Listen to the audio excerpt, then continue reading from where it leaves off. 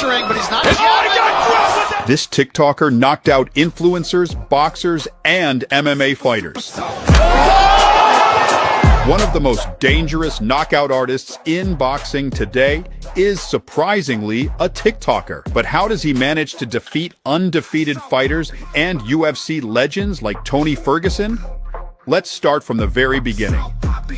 Salt Papi, or Nathaniel Bustamante, was born on February 24th, 1994, in Candelaria, Philippines. At the age of 14, his family moved to London, England, where he finished his education while practicing dance as a hobby. Interestingly, his profession back then was the complete opposite of what he's known for today. He was a nurse.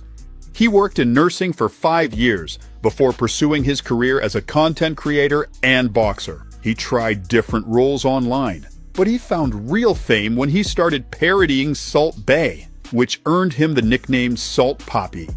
The name stuck, and the world now knows him by this alias. But surprisingly, his second wave of popularity didn't come from boxing. It came from his comedic fake running videos on TikTok. Yes, you heard that right. That was what convinced the organizers of influencer boxing events to give Salt Papi a chance in the ring. He gladly accepted, with his first opponent being Halal Ham. At this point, Salt Papi was really only hitting bags every now and then casually, and had not really gotten into boxing. Though this was an opportunity nobody would want to miss. Getting to fight on the Wasabi versus Deji undercard was a big deal. Salt Papi took the deal and started training himself to get ready for the big day, but only got an actual coach about 2 weeks before the fight. When fight night came, what unfolded was nothing short of unexpected. Right before the fight started, some unidentified creature decided to intimidate Salt Papi. And in its opinion, the best way to do that was by performing extremely racist rap. All you do is run on the spot, but tonight you're about to get boxed and put in your place. Now you're either high as fuck, or you're Chinese because your eyeballs look sunk into your face. See, you might have lost weight, but to me and everyone in That's here... not cool, bro. Everyone was shocked by this performance. Maybe the opponent thought it would break Nathaniel's spirit or put him in an uncomfortable position. But it actually motivated him, because no one expected what came next. The audience expected two heavyweights, inexperienced social media stars, to just swing mindlessly. But Salt Papi had something different to him. He looked like he'd been boxing for a while and was surprisingly technical as a southpaw fighter. Clean combos, perfect counterattacks, and swagger. That night, Salt Papi shocked the world with his skills and confidence. He looked like the biggest superstar in YouTube boxing. The fight went the distance, but Salt Papi won the fight by a landslide through unanimous decision and sparked the start to greatness. Shortly after the Showstar event, Happy Punch Promotion signed Salt Papi to their roster, which meant bigger and better opportunities. And boy, did it get so much bigger and better. Salt Papi got on KSI's return card, Misfits 001, against streamer Andy Worski. The press conference itself showed us that Salt Papi's energy was different. While Andy Worski was talking smack constantly, Papi thanked God and said his hands will do the talking. Nah, screw Canada. I'm gonna bend you over, Salt Papi, and no one will fucking stop me, you understand me? I'm the underdog, bro. You don't even know what you stepped into, bro. He can talk as much as he wants, but I let my hands do the talking in the room. Although we soon found out, just like Salt Papi himself, his hands were objects of few words. Just 16 seconds into the fight, Salt Papi pulled a devastating combination and knocked out Andy Worski. And 14 seconds after that, the fight was waved off and Salt Papi took the win. This is still the fastest knockout in the history of YouTube boxing. And the fact that it happened at the first legendary Misfits event just makes everything better. Even if people expected Nathaniel to win, the way he won shocked everybody. Salt Papi had a massive improvement due to him constantly training, and it showed. Suddenly, Salt Papi was the rising star to look out for with his fast and powerful hands. After a couple of victories, and such spectacular ones, Salt Papi became well known not only in Britain, but also back home in the Philippines.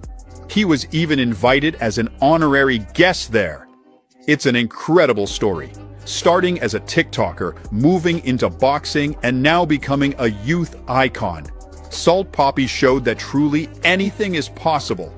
On paper, his career trajectory sounds insane, but in reality, it worked. Today, he shakes hands with the most important politicians in the Philippines. But Nathaniel didn't stop there, because his entire journey has been about transformation in every possible aspect. After his electrifying performance at Misfits 001, fans eagerly waited till Salt Papi's next appearance.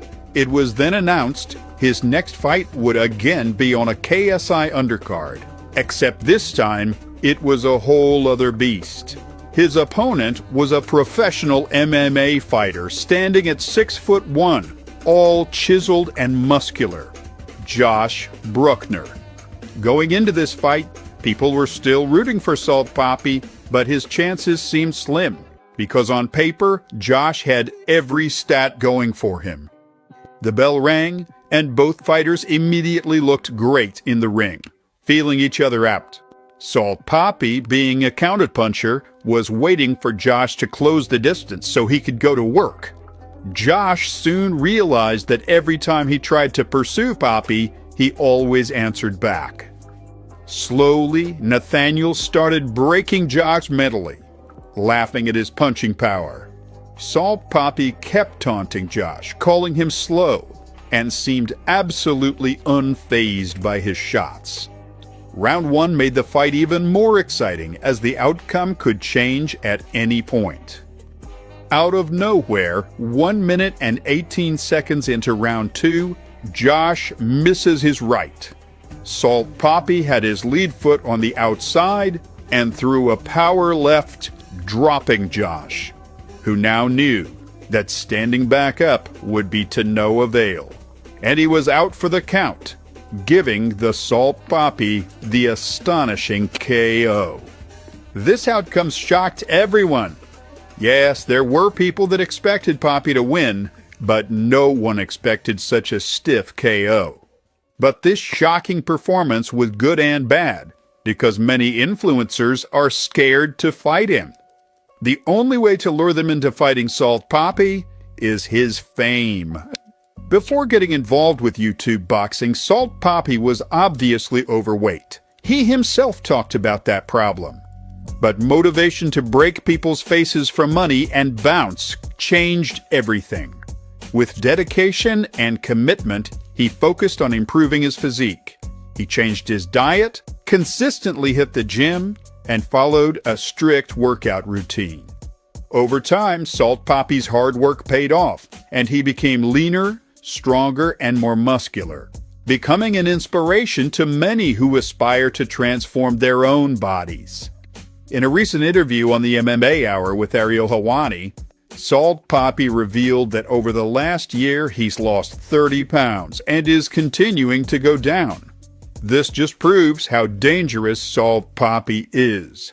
He hasn't even reached his optimal weight, and fighters are still hesitant to get in the ring with him. Let's move to 2024. Salt Papi's comeback was against a man who gained notoriety through, well, this.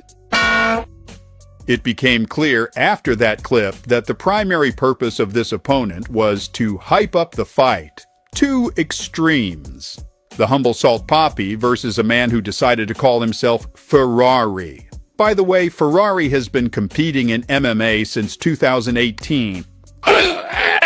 with a current record of 6 wins and 5 losses. Not exactly impressive, but credit where it's due. He has experience. Behind his outrageous antics lies an equally wild fighting style, where he does whatever it takes to knock out his opponent. A fighter like this should, in theory, be easy to keep at bay with a jab and counter with a powerful straight when they get reckless, occasionally adding a left hook. The real question was whether Salt Papi had learned to use his jab, or was still relying purely on reaction and counterpunching. From the start, Salt Papi used his lead hand in ways most boxers use a jab, to measure distance, throw feints, read his opponent's behavior, and set the rhythm of his punches. His opponent, however, reacted nervously to Papi's every move. Eventually, his nerves got the best of him, and he charged forward to fight the wind. At one point, the Filipino realized he was dealing with a Neanderthal who had no concept of feints. So, Papi decided to simply press forward, cornering Ferrari. However, Amaterasu Ferrari managed to escape by clinching. Later, Ferrari attempted another sprint into the wind, but this time, Papi was ready. He countered with a precise left straight while stepping back. Yet Ferrari didn't stop, bulldozing forward and pushing Papi to the ropes. Despite the visual audacity, the sequence dealt 0 damage, making the moment even funnier. Then came what could only be described as a cartoonish wind-up from Ferrari, reminiscent of Looney Tunes.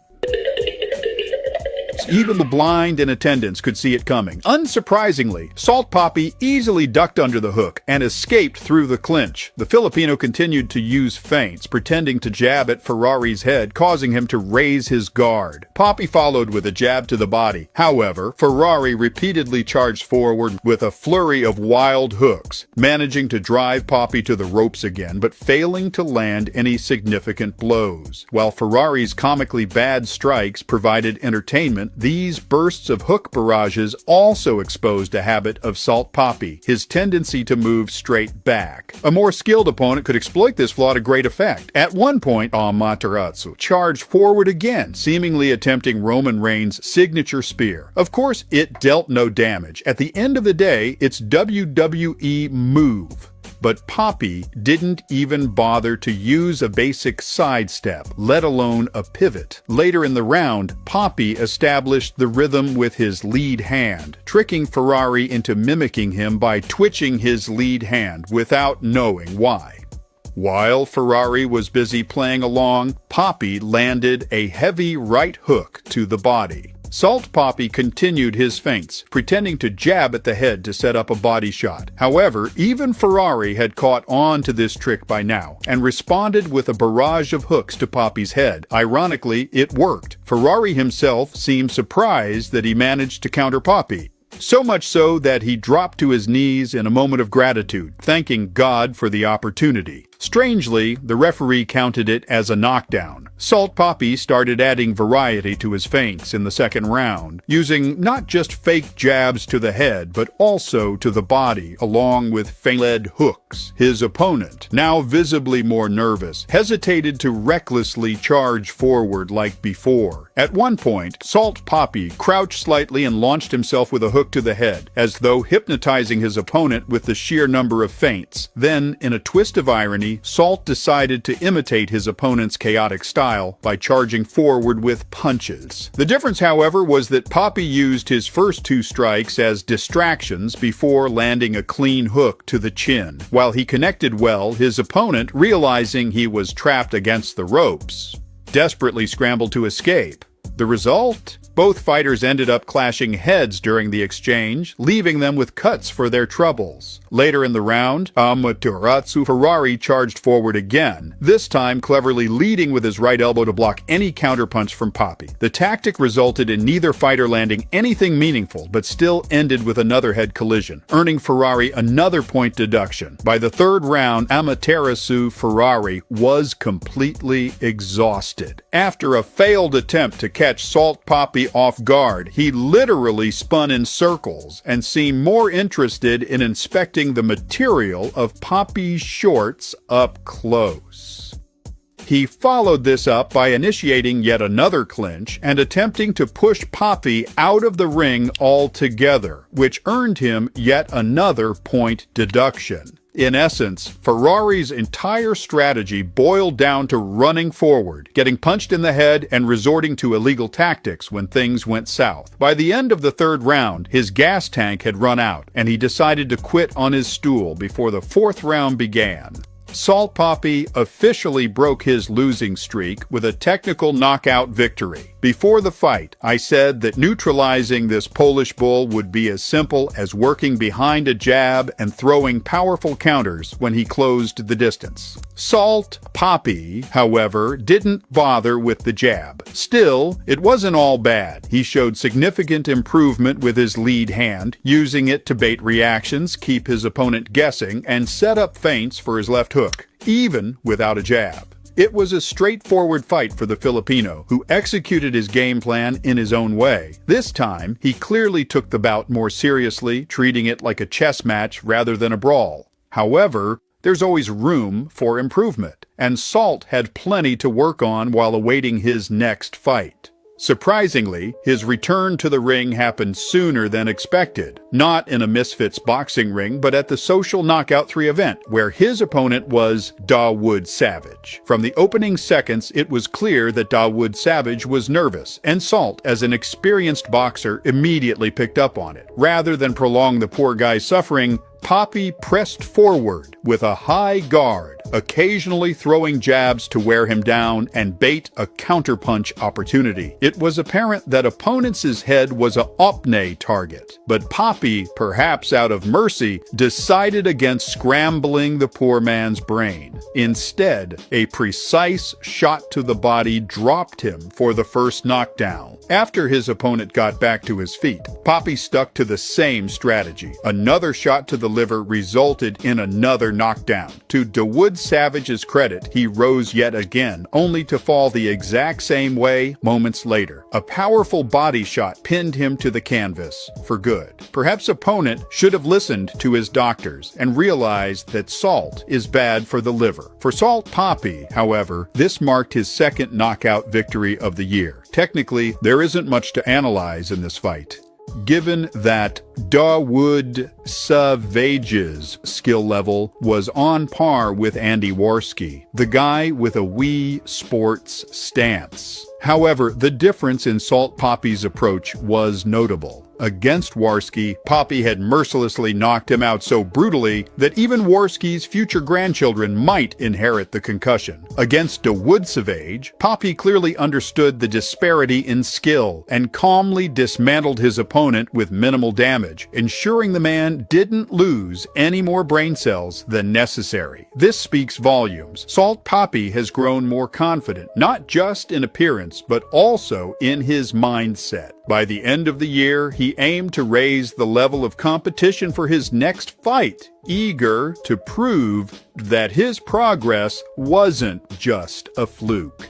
Salt Papi's next opponent was former Misfits champion King Kenny, known for his long reach and strong jab. This fight was a title eliminator to determine the #1 contender for the middleweight belt. Right from the first exchange, it was evident that the Filipino had taken this fight seriously and studied his opponent's style. Kenny loves to throw a long jab while stepping in, but this often leaves his chin exposed. In this instance, he also closed the distance too much, allowing Papi to land an immediate counter. Kenny tried to clinch to slow Salt Papi down, but that strategy would have only worked against the version of Papi from a year ago. The new Salt Papi quickly escaped the clinch and retaliated with a few strikes of his own. Shortly after, Kenny lazily stepped in with another long jab, his head high and his hands low, and ate a powerful straight punch to the face. Later in the fight, Kenny threw a strange, sluggish straight to the body that Papi countered with a strong combination. Fighters often resort to such desperate single shots to the body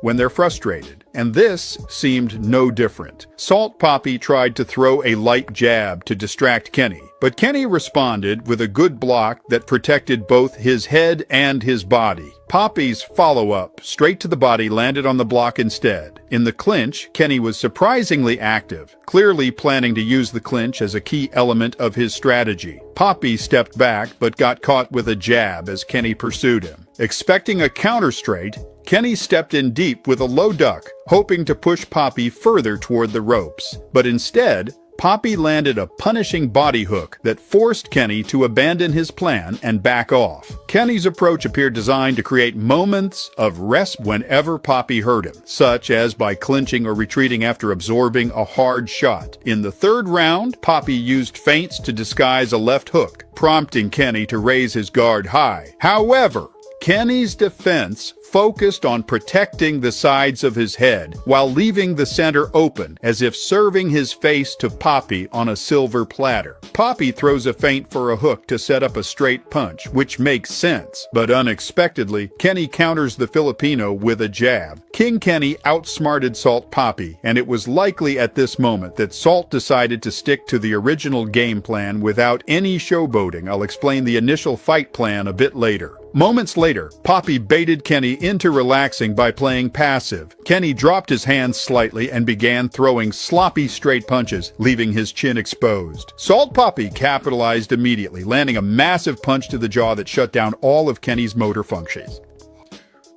Despite the intriguing matchup, there's not much to praise about this fight, and that's entirely Kenny's fault. He fought as if he wanted to be knocked out. While on the defensive, Kenny showed decent fundamentals. He maintained good distance and kept his head protected. However, Poppy clearly knew Kenny preferred a defensive style, so he worked even more passively, retreating to the ropes to coax Kenny into attacking. When Kenny went on the offensive, things fell apart. His selection of combinations was questionable, and even when throwing single punches, he'd crouch awkwardly and lift his chin, leaving it completely unprotected. It was as if he was begging Poppy to land a clean shot and knock him out. Salt Poppy's entire strategy revolved around creating fake opportunities for Kenny, to luring him into lowering his guard. One such moment sealed the fight, with Poppy delivering a definitive knockout. But now Salt Poppy is about to face the biggest challenge of his career,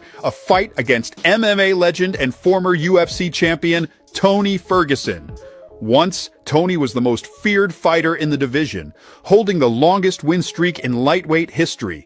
But now he's stepping into Nathaniel's territory. Who do you think will win, and how?